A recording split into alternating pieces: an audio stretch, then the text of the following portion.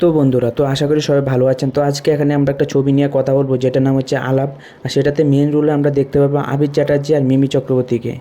আর মুভিটার কাহিনী হচ্ছে যে দুজন আছে, একটা ছেলে একটা মেয়ে। একজন হচ্ছে মিমি চক্রবর্তী আর একটা হচ্ছে আবির। তো তারা একটা আইটি কোম্পানিতে কাজ করে। যে তারা একটা রুম নিয়েছে, যে আবির চ্যাটার্জি প্রথমে একটা রুম নিয়েছে। বলছে যে অনেক টাকা হয়ে যাচ্ছে, রুমটার ভাড়া তো দিতে পারবো না, আমি তো একবেলা থাকি আরেকবেলা থাকি না। তো আরেকজনকে বলুন এই রুমে চলে আসতে। তারপর মিমি চক্রবর্তী আসে। তো এসে ওরা দুজন অ্যাডজাস্টমেন্ট করে চলে, কিন্তু তাদের সঙ্গে কোনো রকমের সম্পর্ক হয় না, যে কোনো রকমের দেখাবার্তি কিছুই হয় না। একজন যদি সকালবেলা আসে, দুপুরবেলা চলে যায়, আরেকজন দুপুরবেলা আসলে রাত্রেবেলা চলে যায়, সেরকমভাবেই ওদের কাহিনিটা চলতে থাকে। আর সেটার আমার ভালো দিক হচ্ছে যে এরকম কাহিনী নিয়ে আমাদের যে বাংলা এরকম ছবি বানায় না। আপনারা কিছু বাংলাদেশি নাটক এরকম দেখতে পাবেন, কিন্তু আমাদের পশ্চিমবাংলায় এরকম কিছু ছবি রেডি করে না। কিন্তু যেভাবে ছবিটাকে তুলে ধরা হয়েছে, যেভাবে আমাদের বানিয়েছে, আমার খুব দারুণ লেগেছে। আর ছবিটা যেভাবে এক্সপ্লেন করে দেওয়া হয়েছে, যে আমাদের সামনে যেভাবে ফুটিয়ে তুলে দেওয়া হয়েছে, ছবিটার এক এক লাইন আপনার খুব ভালো লাগবে। আর যেভাবে আমাদের সামনে কমেডি তুলে ধরা হয়েছে, যে ওদের সঙ্গে দেখা হয় না কিন্তু একটা যেন অ্যাট্রাকশান সৃষ্টি হয় আমাদের, সেরকমভাবে যেভাবে আবির চ্যাটার্জি এটাকে খুব ভালোভাবে কমেডি করেছে।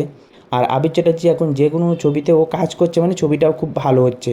আর এরকম না যে এই ছবিটা খুব ভালোই হবে আশা করি, কারণ এটার মধ্যে যেটুকু কমেডি ঢালা হয়েছে আবির চ্যাটার্জি দিয়ে, খুব ভালোভাবেই দেওয়া হয়েছে। যে ওরা একদম ব্যস্ত মানুষ, যে অফিসে আসে যাচ্ছে, কিন্তু কারোর সাথে কারো দেখা নেই, কিন্তু তাদের মধ্যে একটা আকস্মিকতা সৃষ্টি হয়। কারণ স্বাভাবিক, একটা রুমে দুজন থাকে, যে একজন এক বেলায় আসলে আরেক বেলায় চলে যায়।